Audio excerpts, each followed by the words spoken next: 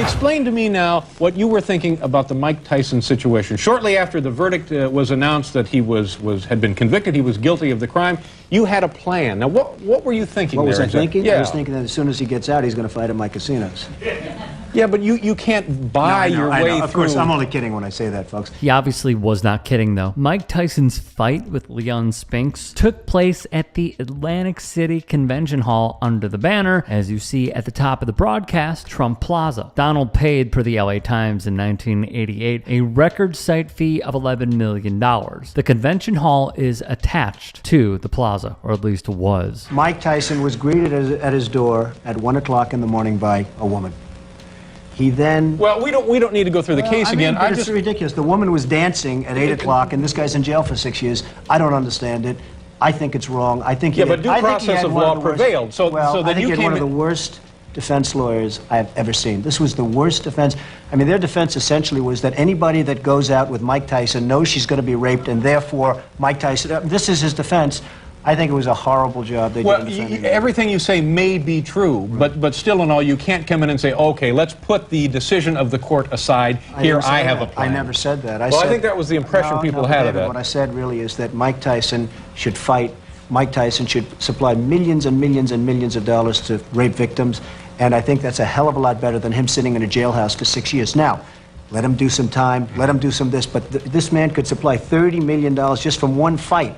And that solves a lot more problems than keeping him locked up in solitary confinement doing nothing. Notice what he pivots to. Use charity in order to better your image and reputation, essentially as a shield, and only at the end of the day care about money. The man has not changed because this is how he sees the world. He wants to delegitimize the court. He saw how he could make less money, and what he tried to do back then was delegitimize the decisions that the courts made as it pertained to somebody that could inflate his net worth that much more so he could make more dollars and cents, like a Mike Tyson. And you're seeing it right now with the rollout of Project 2025. What is the best way for them to carry out their agenda and him to make more? Delegitimize the courts. He's telling us what he believes in. And not only that, this way of trying to frame certain arguments and go to bat for his people in the media has been a staple of his for many, many years. I think that Mike Tyson had a horrible defense. I think but again, what you're saying is that celebrities maybe should be treated differently than lay people. No way. How could that be? I moved on her, and I failed. I'll admit it. Whoa. I did try and he was married. It's huge news, Sarah. I better use some Tic Tacs just in case I start kissing her.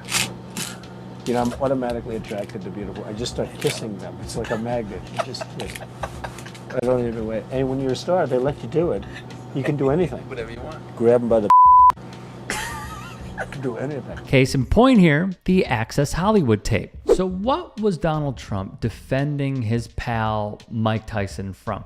First, let's go back in time and recall this. Robin, some of the things that we've read, that he's hit you, that he's chased you and your mother around in Russia, that Mike has a very volatile temper. True? Extremely volatile temper. I think people see that about every 3 months. He's got a side to him that's scary. Michael is intimidating, to say the least. I think that there's a time when he cannot control his temper, and that's frightening to me. The New York Times would print in October of 1988 that Iron Mike Tyson was out of control, per their sources. He was manic depressive with mood swings. His abuse of Robin Givens was, well, at first verbal, then it turned physical. She, along with 2 others they were with at a hotel in Moscow, fled their rooms to get away from the champ. He chased them and would even threaten Russian militiamen. After just 8 months of marriage, actress Robin Givens would would divorce Iron Mike Tyson. Then in the early 90s, Tyson was in the state of Indiana as Black Expo was set to host the Miss Black America pageant during its summer celebration. He would invite Desiree Washington, Miss Black Rhode Island, to his hotel room. The following day, she went to the emergency room claiming to have been a victim of rape. He'd go to trial, be found guilty on 1 count of rape and 2 counts of criminal deviant conduct. An appeal led by, guess who, lawyer of last resort Alan Dershowitz was unsuccessful, wrote Evan West. Tyson would serve 3 years of a 6-year sentence. It's rather ironic or not that Alan Dershowitz would represent somebody like Mike Tyson in his appeal, because we know what the Dersh has done or tried to do, including when he was serving as counsel around that time for one Jeffrey Epstein. And he actually wrote an op-ed about consent and R word and the age limit of what would constitute R word. If you have no idea what I'm talking about, Google is there for you. So am I surprised that all of these people are just so interconnected?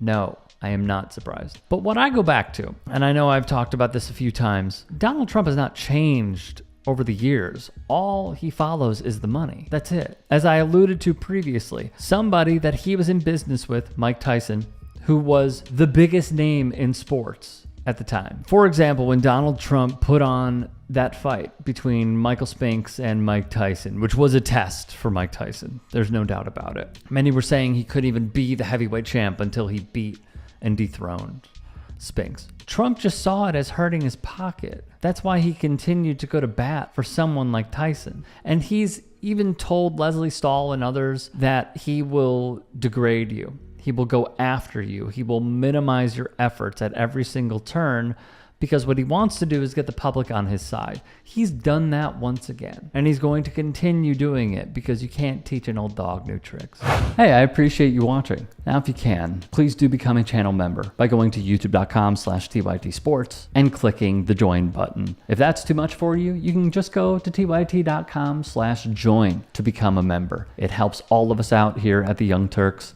and keeps our network afloat. In addition, you could follow me on my socials on Twitter, Instagram, and TikTok. Appreciate the love. Have a great day. Calling out elite people in comedy should be the rule of thumb. I think Donald Trump's hair is actually another creature. Yeah. The hair's like going, good night, Donald. Good night, Donald. There we go. Maybe it goes out. It goes out and makes money while he's asleep. There is something about punching down that feels taboo, and punching up is the way to go. Crack's not really my thing, but if it was, it would be fine if I was on that side. Wow.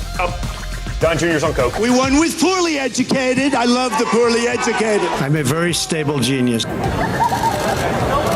It is very important, the work that the Jordan Kleppers are doing, the work that the Good Liars are doing, the work that our team here at the Turks are doing, and many more. Used to see these tackles, now they tackle. Oh, head-on-head collision. Bing, flag, footballs become soft. You have Trump doing sound effects for tackles. The choice could not be more clear. Like, let's not beat around the bush about it.